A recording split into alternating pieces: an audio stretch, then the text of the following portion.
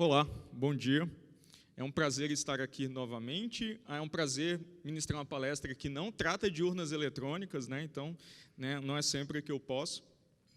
Minha ideia hoje é tratar do debate, ou do pseudo-debate, eu gosto de chamar de pseudo-debate, em torno do uso da criptografia por cidadãos, que, segundo autoridades, impõem dificuldades ou impossibilidade de investigação criminal.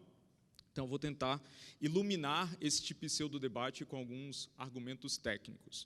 Eu sou professor na Unicamp, lá eu sou membro do Laboratório de Segurança e Criptografia Aplicada, tenho experiência em torno de 15 anos na área de pesquisa, eu estou contando desde a iniciação científica, porque não, eu posso, então acumulo aí 15 anos de experiência, como professor 5 anos, primeiramente na Universidade de Brasília, hoje na Unicamp. Então, vamos começar com um pouco de contexto. Esse debate já aconteceu neste planeta em momentos anteriores, de a criptografia vai impedir a investigação criminal e vai empurrar a sociedade para a barbárie e para o sofrimento. Isso já aconteceu antes. Talvez as pessoas lembrem um pouco do debate nos anos 90, do Clipper Chip nos Estados Unidos, que foi exatamente uma ideia do governo americano de encriptar chamadas telefônicas, mas com chips fornecidos pela agência de inteligência americana. Acadêmicos conseguiram obter o projeto desse chip e perceberam facilmente que existia um backdoor lá. Então, o objetivo do governo era permitir comunicações encriptadas, porém nem tanto. Dado que, se o governo quiser interceptar uma certa comunicação em um certo instante de tempo, ele teria uma chave, teria custódia de chaves para todas as comunicações para poder fazer essa interceptação no momento posterior. Na época, isso foi considerado uma péssima ideia por motivos óbvios e o debate simplesmente cessou. Mais recentemente, ele voltou com a ameaça terrorista, porque, claro, terroristas usam encriptação, por que não? Eles usam dinheiro e várias outras coisas que todo mundo usa, carros, transporte público e afins. E o FBI começou a repetir incessantemente que eles estavam tendo suas possibilidades de investigação limitadas por encriptação e que algo precisava ser feito. Então, nos Estados Unidos, ele aparece bastante com essa terminologia de going dark, que agora os policiais do FBI estão no escuro, eles não conseguem mais investigar nada porque eles observam o uso de encriptação ou outras tecnologias de preservação da privacidade na atividade criminosa. Esse debate começou novamente no FBI, foi contagiando outros países, então é bem interessante acompanhar essa discussão, porque é uma fonte inesgotável de citações estapafúrdias. Então, um exemplo recente bem curioso da Austrália, o primeiro-ministro da Austrália disse que apreciava muito as leis da matemática, mas na Austrália o que valiam eram as leis da Austrália, ao ser encarado, ao encarar o fato de que a utilização de encriptação utiliza um problema computacionalmente difícil para fornecer segurança. Esse problema pode ser construído para ser tão difícil quanto possível e, portanto, pode ser, na prática, inviável de se resolver, a menos que você considere aí alguns bilhões de anos de computação para resolvê-lo. Outra ocorrência curiosa foi a secretária do alto escalão do governo britânico, que ela disse que pessoas reais não precisam de encriptação forte, pessoas reais não têm essa necessidade. Eu vejo muitas pessoas nessa sala aqui, provavelmente vários de vocês utilizam encriptação ou têm interesse em utilizar, ou simplesmente quando acessam sistemas, esses sistemas fazem uso de encriptação. Concluo, portanto, que nós não somos pessoas reais, somos todos pessoas complexas. Bem, no Brasil, esse debate chegou até o STF, no caso do WhatsApp. Então, vocês devem ter acompanhado na imprensa, o WhatsApp recebeu várias demandas judiciais para fornecer conteúdo de mensagens. O WhatsApp vem alegando que esse conteúdo de mensagens está encriptado, portanto, ele não é acessível ao provedor de serviço, o que é perfeitamente plausível e razoável. Essa questão foi parar no STF, o STF organizou uma audiência pública antes de se manifestar a respeito. O STF ainda não decidiu nada nesse sentido, mas eu deixo uma recomendação, todos os vídeos dessa audiência pública estão no YouTube, são bem interessantes, é bem longo, porque foram 4 sessões de em torno de 4 horas, tem argumentos de todas as partes que vocês podem imaginar, mas eu acho que é bem interessante para observar qual é o posicionamento da academia, das operadoras de telefonia e afins nessa questão. Então, vou tentar contribuir com os meus próprios argumentos. Bem, criptografia está em todo lugar, todos vocês utilizaram algum algoritmo criptográfico hoje, seja para mandar uma mensagem no WhatsApp ou no Signal, para acessar um sistema de home banking, para comprar alguma coisa via internet, e a gente usa encriptação ou criptografia o tempo todo. Mas existe esse dizer bem comum que criptografia é difícil. Não, criptografia é difícil. Não só porque criptografia envolve ou combina matemática e tecnologia, o que poderia parecer, né, que é bem empolgante para os alunos de computação, na verdade, o oposto, né, quando eles descobrem que eles têm que programar e estudar matemática, todos eles fogem, assim, como se não houvesse amanhã. Mas não só porque combina essas duas áreas, mas porque para uma técnica criptográfica funcionar com o tempo, várias premissas precisam ser satisfeitas. Você precisa de um problema computacionalmente difícil, com testar todas as chaves criptográficas de um certo tamanho. Você precisa projetar um algoritmo que utilize esse problema como fonte de segurança. Normalmente, técnicas criptográficas envolvem múltiplas partes, então você precisa projetar um protocolo onde diferentes partes cumprem diferentes papéis, executando diferentes algoritmos para obter algum tipo de funcionalidade conjunta. Você precisa distribuir chaves entre essas múltiplas partes, uma hora implementar tudo isso em software, rodar na plataforma que é imperfeita e cruzar os dedos para tudo dar certo. Ou verificar até onde for possível que as coisas estão projetadas e implementadas como deveriam. Assim. Então, se qualquer uma dessas questões de fato falha, qualquer uma dessas premissas não é satisfeita, você cria o risco de falsa sensação de segurança. Na medida que todos os usuários vão supor ou assumir que aquela propriedade de segurança existe, é real, está sendo fornecida, o sistema, na verdade, não é seguro, né? E os segredos que foram confiados a ele podem ser capturados por um terceiro. Aqui eu estou usando a terminologia que a gente adota na academia, onde criptografia é uma área de pesquisa que envolve várias propriedades de segurança. A mais clássica delas é a confidencialidade, que é fornecida por técnicas de encriptação. Então, eu não gosto muito de usar a criptografia como sinônimo de encriptação, porque eu acho evasivo e confuso. Assim. Então, aqui eu vou sempre usar encriptação quando a gente estiver falando de transformações de sigilo. É o cenário mais clássico da área de criptografia. Você tem dois usuários, né, Alice e Bob, que se comunicam por um canal inseguro, por exemplo, com a internet, e o adversário tem acesso a esse canal inseguro para ou capturar mensagens ou manipular o tráfego que ali é transportado. Então, esse adversário pode ser tanto passivo quanto ativo. No início dos tempos, o que a gente tinha era criptografia ou encriptação simétrica, onde essas duas partes precisavam se encontrar por um canal seguro, talvez num parque à noite, ambos usando sobretudo, né? Você sempre tem que usar sobretudo nessas ocasiões, e aí eles negociavam um segredo, algum tipo de senha, assim, essa é a nossa chave criptográfica a partir de agora. Isso, obviamente, impõe um limite fundamental para usar a encriptação na internet, porque você precisa compartilhar um segredo numa distância muito grande.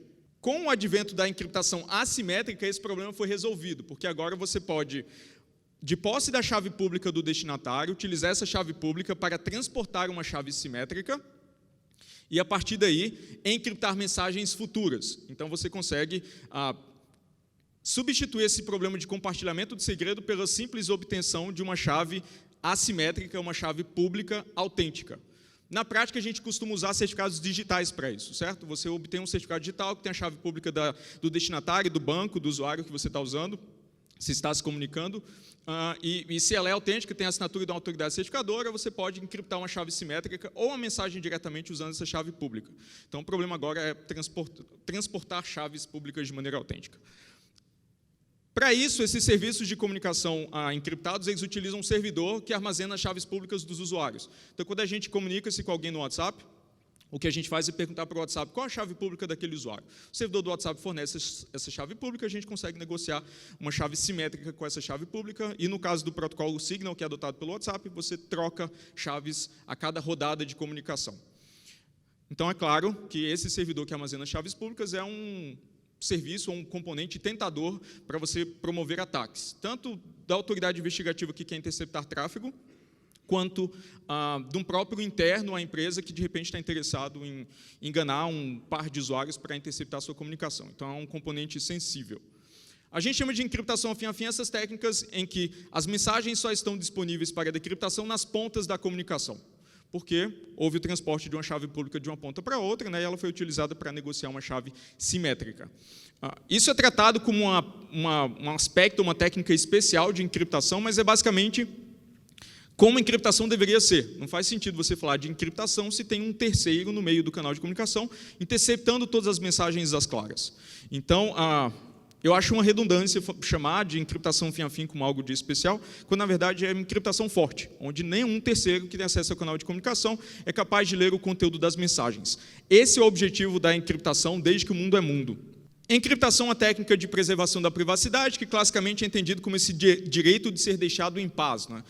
Eu tenho privacidade porque eu consigo esconder uma informação que não pode ser usada contra mim futuramente, eu posso ser deixado em paz.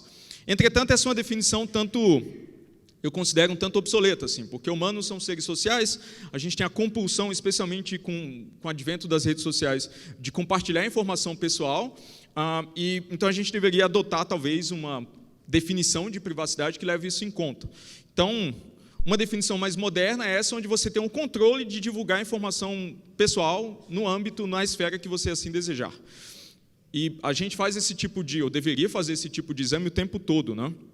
Eu decidi tornar uma informação pessoal pública numa rede social, qual que é o benefício percebido que eu tenho dessa ação e qual o risco que eu corro, né? E o tempo todo medir essas duas coisas para fazer uma decisão consciente. É assim que pessoas deveriam agir. Então, considerando que privacidade é sobre controle da divulgação de informação pessoal, a gente consegue exercer esse controle ao utilizar técnicas de preservação da privacidade, como encriptação.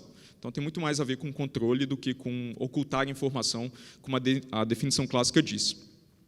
Encriptação fim a fim, ou encriptação forte, não é exatamente novidade, assim, né?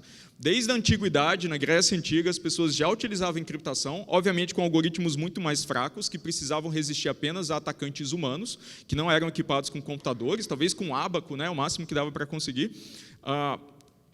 E sempre houve um enorme progresso na área de criptografia quando o mundo esteve em guerras. Então, na Primeira e Segunda Guerra Mundial, vocês devem ter visto já a máquina Enigma, que foi utilizada pelos nazistas para distribuir ordens, né, distribuir logística rapidamente via rádio, de maneira razoavelmente segura. Ela terminou quebrada, mas a gente observa esse aumento do interesse de investimentos em encriptação quando o mundo está em guerra. Mais recentemente, a gente começou a adotar a encriptação para acessar serviços de e-mail, de comércio eletrônico, ou encriptar mídia removível de dispositivos, né, o seu disco rígido, o cartão de memória do seu celular. Nessa década, todo o foco está em troca de mensagens a longa distância via internet. Então, isso é talvez o uso mais comum. O WhatsApp já tem mais de 1 bilhão de usuários nesse planeta, então é talvez o uso mais popular de encriptação. Observem que governos e autoridades de investigação não protestavam o uso da encriptação fortemente antes dela chegar nesse tipo de aplicação, né? Então, eu concluo que essa tensão recente, ela não é causada por encriptação em si, mas pelo fato de humanos poderem se comunicar de maneira segura a longas distâncias, a qualquer momento, de maneira conveniente, né, sem a possibilidade de interceptação por terceiro. Então, o problema da justiça não é com encriptação, ou a encriptação fim a fim, né, mas com a encriptação entre humanos. Muitas pessoas repetem que a privacidade está morta porque a gente faz o tempo todo juízos incorretos de compartilhamento de informação, a gente compartilha informação demais, as novas gerações, né, que vão trazer o fim da civilização como a gente conhece, não se importam com privacidade, então a gente escuta bastante esse tipo de argumento, assim. Eu resisto um pouco a esse argumento, também acho que é minha função resistir a esse argumento. Eu vejo mais privacidade não como morta, mas como um conceito em transformação. A gente, primeiro, foi muito mal treinado a entender que nossos dados não têm valor, porque a gente troca os nossos dados por serviços gratuitos, né? Então, se eu estou trocando meus e-mails por um serviço de e-mail gratuito, meus e-mails não têm valor nenhum. Obviamente, isso não é verdade quando a gente observa o valor de mercado de empresas que coletam e armazenam e extraem padrões de dados. Esse valor de mercado é gigantesco. Então, nossos dados têm valor, especialmente quando agregados aos dados de outras pessoas que compõem nossa população. A gente também observa que vazamentos de dados geram riscos e prejuízos reais, assim. Esses prejuízos não são abstratos. Toda vez que a gente tem um grande vazamento desses, acabou de ter um agora da Equifax, né, nos Estados Unidos, tem uma sequência de ataques e de crimes, né, atividade criminosa ligada a roubo de identidade. Sempre tem alguns meses depois, né, quando talvez as pessoas, ou semanas depois, quando a repercussão cai um pouco, a gente começa a ver ataques montados com esses dados vazados. Então, há prejuízo financeiro e há prejuízo pessoal também, quando há violação de intimidade, né, ou algo que ataca a honra das pessoas. Dadas as revelações do Snowden, a gente sabe também que vigilância global é interesse de muitos países. É claro que esse argumento do FBI tem embutido ali a preservação das condições de vigilância que ele já detém, isso é evidente. Mas eu começo a ver uma recuperação nesse sentido que, dado que toda essa atividade ficou escancarada, há incentivos econômicos hoje para você fornecer produtos que preservam a privacidade. Não à toa o WhatsApp alcançou o volume de usuários que ele tem, assim. Há um interesse das pessoas maior por tecnologias que preservam a privacidade.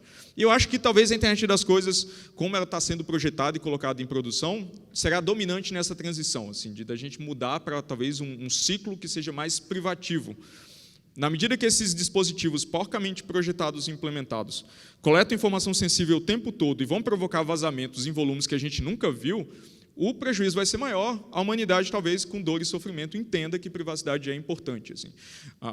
E acompanha no mundo, né, na internet, no mundo digital, o mesmo movimento que a gente viu no mundo físico. Humanos não tinham privacidade alguns séculos atrás. Todo mundo, essencialmente, vivia junto, ninguém tinha segredo, vivia numa comunidade, né, onde todos faziam parte do mesmo núcleo. E, na medida que a gente foi se equipando e as condições de prosperidade foram aumentando, a gente foi construindo nossos cubículos para se esconder. Assim. A gente começou a usar roupa e se escondeu em cubinhos e chaves para fechar gavetas, para guardar as nossas coisas, porque isso faz parte da nossa identidade. Então, eu suponho, eu acredito, né, talvez seja otimismo meu, que a gente vai abandonar essa fase coletivista da internet, onde todo mundo acha importante compartilhar tudo, ou não faz a mínima questão de ceder informações críticas para empresas bilionárias, e a gente vai ver um ciclo de comunicação ou tecnologia privativa sendo adotada em larga escala. Veremos. Talvez um fator que resista a esse movimento é exatamente o interesse de governos em manter suas possibilidades de investigação e também de vigilância atuais. Assim. E muitas vezes o argumento que é fornecido, né, por trás de um esforço de vigilância é que abrir mão da privacidade permite governos te fornecer em troca segurança pública. Né? Então, a gente observa o tempo todo esse argumento. Não, você tem que escolher entre privacidade e segurança pública. Mas eu resisto muito a esse argumento, eu acho que isso é um falso dilema, você não precisa abrir mão da privacidade para obter segurança pública, até porque em vários dos casos onde o governo te oferece essa troca, ele não é capaz de te fornecer segurança pública. Para citar um exemplo muito simples, terrorismo. Terrorismo é uma atividade caótica e imprevisível por definição. O governo que te promete proteger do terrorismo, ele com altíssima probabilidade está mentindo, assim, porque é muito difícil proteger alguém de terrorismo. Por mais que você monitore a comunicação de todo mundo, você ainda tem problemas para separar o que é atividade criminosa ou terrorista de fato de uma simples piada. Assim. Então, isso não é um problema simples de resolver. E como evidência de que privacidade e segurança não vivem em oposição, eu posso oferecer essas implicações. Né? No mundo físico, a gente utiliza a privacidade como fonte de segurança o tempo todo. Assim. Para citar exemplos, a gente não sai pela rua com uma placa dizendo qual é o nosso saldo bancário, porque a gente sabe que isso nos tornaria, para os que são bem remunerados, né, um simples alvo para atividade criminosa. A gente tem protocolos muito bem definidos para proteger a comunicação entre o paciente e o médico, entre o advogado e o seu cliente, porque a gente sabe que se o advogado não pode se comunicar de maneira segura e confidencial com o cliente, ele provavelmente não vai ter um julgamento justo, assim, porque isso pode ser usado contra ele. Talvez no Brasil, privacidade política agora seja importante. Né? As pessoas escondem que vão votar no candidato A ou B, porque isso pode gerar algum tipo de resposta. Né? O empregador, às vezes, vai te demitir porque você é um tucanalha, petralha, bolsomito, qualquer uma dessas várias cores aí que formam a matiz da infeliz política nacional. Assim. Do ponto de vista... A gente pode também pensar na segurança, ou na implicação inversa, né? A gente também utiliza a tecnologia de segurança como fonte de privacidade. Encriptação é um exemplo desses. Então, uma coisa de fato fortalece a outra. Segurança e privacidade são complementares, elas não vivem em oposição. Você precisa de segurança para obter privacidade e de privacidade para obter segurança. É comum também esse argumento de que minha vida é um livro aberto, eu não tenho nada a esconder, o governo está convidado a devassar todas as minhas comunicações, que não vai achar nada contra mim. Isso é uma simples desonestidade intelectual. Eu sempre peço para as pessoas pensarem muito antes de emitirem esse tipo de opinião. Não faço questão, eu não preciso usar a encriptação porque eu não tenho nada a esconder. Porque, primeiro, isso não é verdade, é hipocrisia. Todos nós temos algo a esconder. As nossas ideias mais íntimas são privadas. E isso causa um enorme dano coletivo à noção de privacidade da população. Que não é tão diferente da liberdade de expressão. Quando alguém fala, eu não preciso, né, de liberdade de expressão, há um dano coletivo à liberdade de expressão. Só que todo mundo sabe que, eventualmente, pode precisar de liberdade de expressão. É por isso que a gente não diz, né, que não precisa de liberdade de expressão. Então, acho que o Snowden encerrou completamente esse debate, falando que dizer que você não precisa de privacidade, de um direito à privacidade, porque você não tem nada a esconder, é equivalente a dizer que você não precisa de liberdade de expressão, porque você não tem nada a falar. Assim. Então, eu acho que esse argumento encerra completamente. Pensem muito bem antes de falar assim, não, eu não tenho nada a esconder, podem revistar toda a minha casa a seu mandado, eu estou absolutamente tranquilo com isso. Um outro mito importante é que criptografia é suficiente. Né? As informações estão encriptadas, então elas não podem ser recuperadas por ninguém e o sistema está seguro. Esse é um argumento, inclusive, muito utilizado pelo TSE, né, que a urna eletrônica é criptografada. Assim, né? Eu fico me perguntando, se a urna é encriptada, como que você consegue usar? Né? Porque ainda assim ela tem que ter uma interface para o usuário. Assim, ela não pode ser inteiramente encriptada, isso não faz sentido nenhum da forma como eles colocam. Então, mas o objetivo deles é muito claro, é associar a encriptação, como a gente associa a encriptação à segurança forte, né? Você diz que uma coisa é encriptada, as pessoas entendem que ela é, de fato, segura. Criptografia, de fato, é muito importante para proteger partes da superfície de ataque de um sistema, mas a gente precisa de outras técnicas para proteger outras partes da superfície de ataque. Então, segurança de redes, procedimentos seguros de segurança operacional, eliminar vulnerabilidades de software, que pode, inclusive, ocorrer em implementação de algoritmos criptográficos, controle de acesso e anonimização para eliminar ou apagar metadados, né, que dificultem a ligação dos dados que são vazados aos seus detentores. Assim. Então, a gente precisa de outras coisas. Outro mito muito comum é que interceptar uma comunicação encriptada, como do WhatsApp, por exemplo, é a mesma coisa que grampear um telefone. Se a polícia tem a possibilidade de grampear um telefone, deveria ser perfeitamente possível para a polícia grampear uma comunicação via WhatsApp. Assim, as coisas deveriam ser equivalentes. Só que, em natureza, esses são meios de comunicação muito distintos. Né? Primeiro, o telefone é um meio de comunicação intrinsecamente inseguro, e as pessoas têm uma noção muito clara disso, tanto é que tem esse dizer comum de não vamos falar isso por telefone, as pessoas dizem isso, porque eles entendem que aquele meio de comunicação não é seguro, qualquer pessoa com acesso físico pode recuperar a comunicação que ele trafega. Promover um grampo em comunicação encriptada da maneira como a gente consegue promover em comunicação telefônica envolve um esforço totalmente diferente, onde você precisa interferir ou com o projeto do protocolo para permitir esse tipo de coisa anteriormente, ou com a sua operação, por exemplo, trocando chaves públicas de um destinatário por uma chave pública cuja chave privada você conhece para poder decriptar tráfego posteriormente. Assim. Então, comunicação encriptada e por telefone tem absolutamente nada, quase nada em comum, ao menos de ser um meio de comunicação. E acho que uma boa analogia é encarar a comunicação encriptada como HTTPS, né, e comunicação telefônica HTTP. O tráfego simplesmente está às claras, não autenticado, não sigiloso, para qualquer pessoa com acesso ao meio de comunicação conseguir interferir. Bem, há desafios, só que eu acho que os desafios estão num lugar diferente do que popularmente se discute. A gente vive, efetivamente, numa era dourada da coleta de dados, certo? As empresas coletam informações de bilhões de usuários e armazenam essa informação em enormes data centers. Assim. Então, argumentar que o poder de investigação diminuiu porque os canais de comunicação estão encriptados também, para mim, parece desonesto. A gente tem uma tonelada de dados armazenados em lugares que, dentro de jurisdições que podem responder a demandas judiciais, que podem ser perfeitamente possíveis para fins de investigação criminal. Então, acho que o desafio real que a gente tem não é interceptar a comunicação encriptada, mas dados, ou considerando os dados que já foram cedidos ou disponibilizados pelos usuários, como separar o que é sinal de ruído, o que é importante do que é simplesmente ruído inútil que as pessoas comunicam no dia a dia e não tem nenhum interesse do ponto de vista de investigação. Então, acho que esse é o desafio real.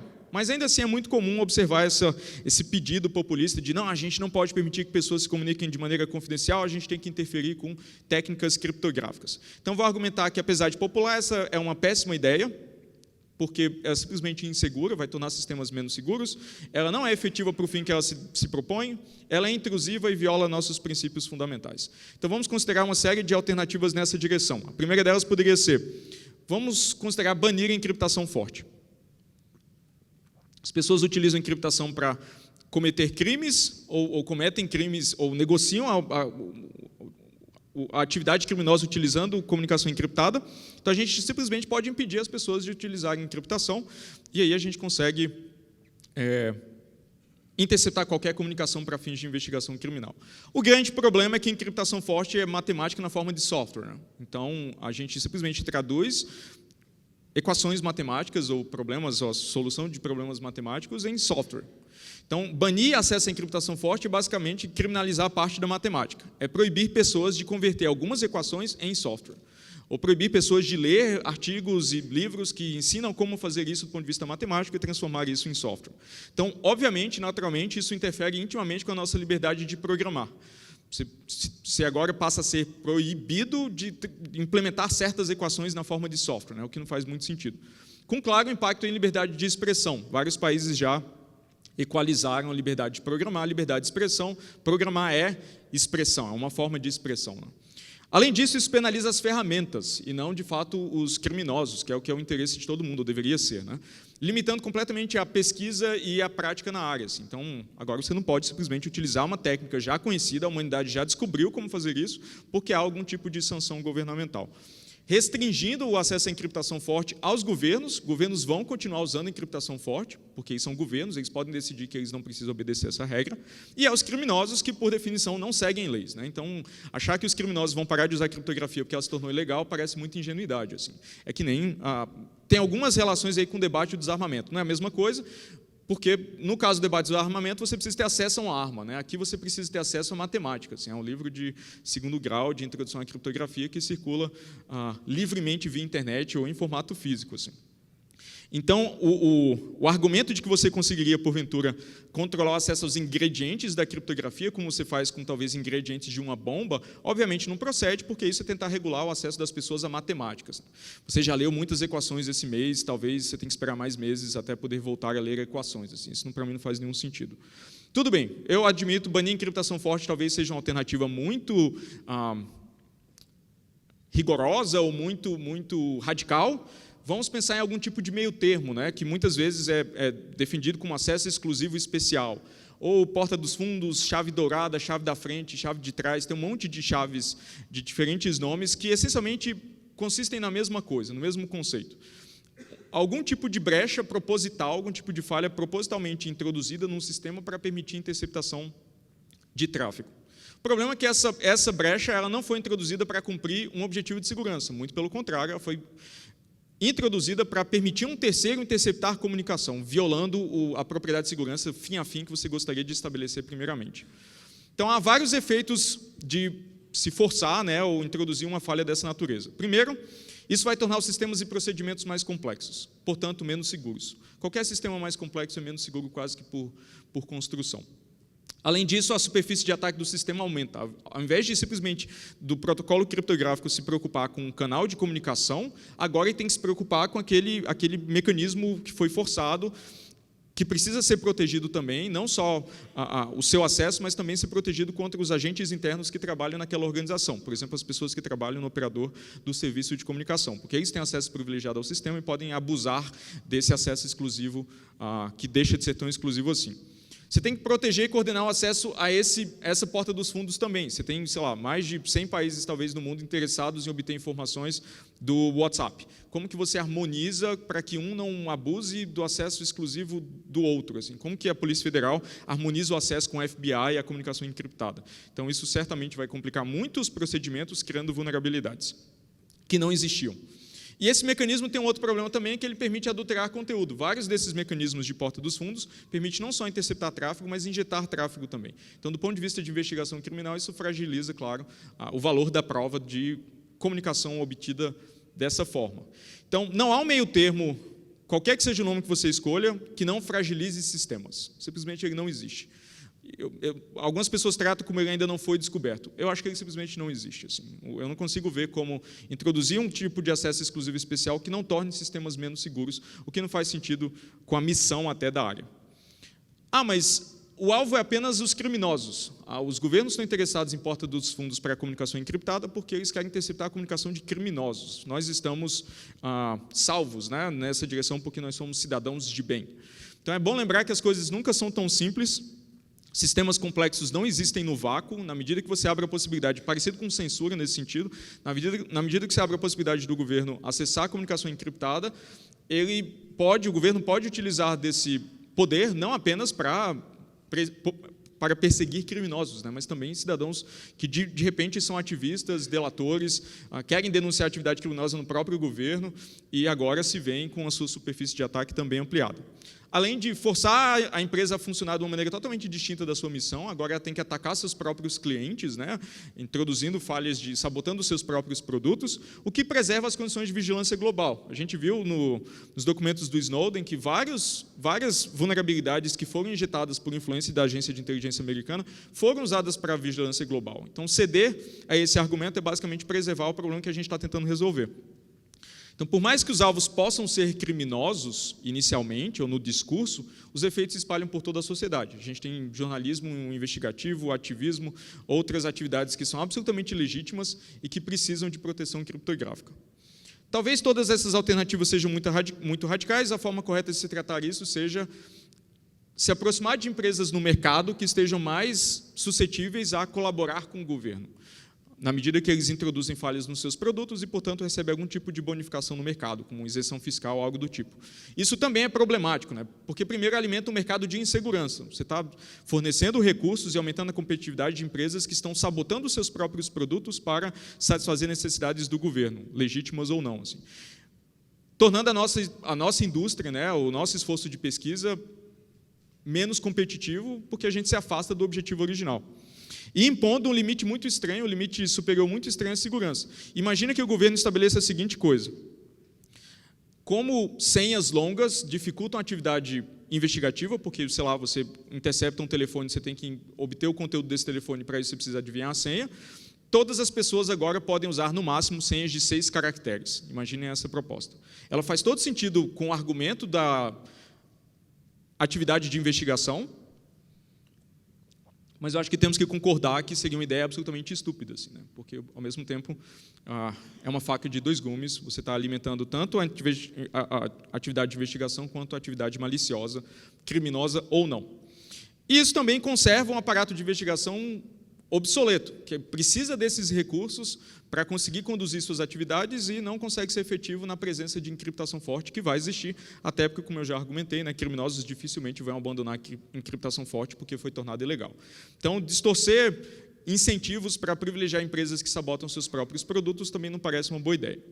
Entretanto, ainda assim, eu vejo oportunidades. O foco aqui é que criptografia, de fato, é difícil, é uma área difícil. É difícil você projetar e implementar sistemas criptográficos seguros, mas a gente não deveria trabalhar para tornar essa tarefa ainda mais difícil. Assim. Nosso objetivo deveria ser outro.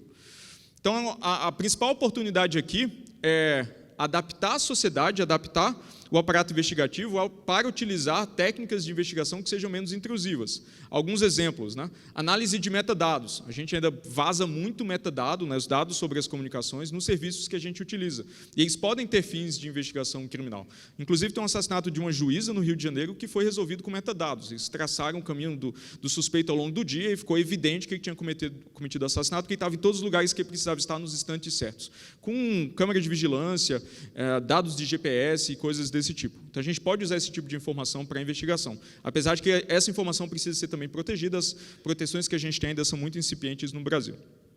Obter cópias de segurança de aplicativos de mensagens na nuvem, né? Então, boa parte desses aplicativos fazem cópias de backup em serviços de computação em nuvem, e elas podem ser obtidas também para fins de investigação. Inclusive, para os que se preocupam com privacidade e segurança de fato, eu recomendo desabilitar esse tipo de funcionalidade, né? A menos que você realmente precise de restaurar um backup das suas mensagens num dispositivo novo. Eu prefiro destruir todo o histórico e habilitar um celular novo e começar a minha vida de novo, né? Sem carregar o histórico de, sei lá, 2, 3 anos de mensagens que podem ser usadas contra mim futuramente fora de contexto, né? Vale a pena lembrar que qualquer caixa de e-mail tem evidência de atividade criminosa, dado que você pode reinterpretar qualquer daquelas mensagens fora de contexto. Então, se o governo de fato estiver atrás de você, ele vai encontrar uma evidência no seu e-mail, assim, pode ter certeza. Bem, técnicas forenses são também muito importantes, né? Recuperar informação de dispositivos é algo importante para a investigação criminal, que deve ser promovido e aperfeiçoado, e também ações de inteligência simples, como infiltrar, de repente, um policial num grupo de conversa para obter evidências, né? Como a sociedade faz com tráfico de drogas desde que o mundo é mundo, assim, também. Então, a grande oportunidade aqui é adaptar o nosso raciocínio, o nosso estado mental, para funcionar na presença de encriptação, porque a encriptação forte não vai embora, a humanidade descobriu como fazer isso, a gente não vai conseguir esquecer, e ela cumpre funções absolutamente legítimas na sociedade moderna. A gente não usa encriptação à toa, porque simplesmente a gente tem adversários, legítimos ou não, dos quais a gente precisa se proteger. Então, os convido aí a utilizar uma série de tecnologias novas, né? O pessoal fala muito do Bitcoin. Vale lembrar que o Bitcoin não é uma moeda anônima, como o dinheiro físico, ela é uma moeda pseudonímica, né, ou pseudo-anônima, porque você responde por uma identidade na rede Bitcoin durante todo o tempo de vida daquela carteira, todas as transações com aquela identidade podem ser rastreadas, uma vez que fica ligada a relação entre uma pessoa do mundo real e aquela identidade. Então, o Bitcoin trata de pseudônimos. Uma versão mais privativa do Bitcoin é uma moeda chamada Zcash, que, de fato, tenta fornecer anonimato real, próximo ao de dinheiro físico. E também tem as outras tecnologias, produtos e esforços comunitários que vocês já conhecem, como o Signal, que é um aplicativo de troca de mensagens que foi pioneiro no uso desse protocolo utilizado pelo WhatsApp e que tem padrões de segurança muito mais razoáveis, né, que favorecem segurança, os defaults do aplicativo são melhores, ou a rede de anonimato Tor, né, que, dentre as várias, talvez seja a maior de anonimização. Assim. E, por fim, eu também deixei o Tails, que é um sistema interessante para você usar um terminal público sem deixar dados sensíveis ali armazenados que possam ser capturados no futuro. Então, minha mensagem para deixar a criptografia em paz, ela cumpre um papel, ela salva vidas, faz bem à saúde e usa em criptografia. Muito obrigado pela atenção de vocês. Tenho tempo para perguntas.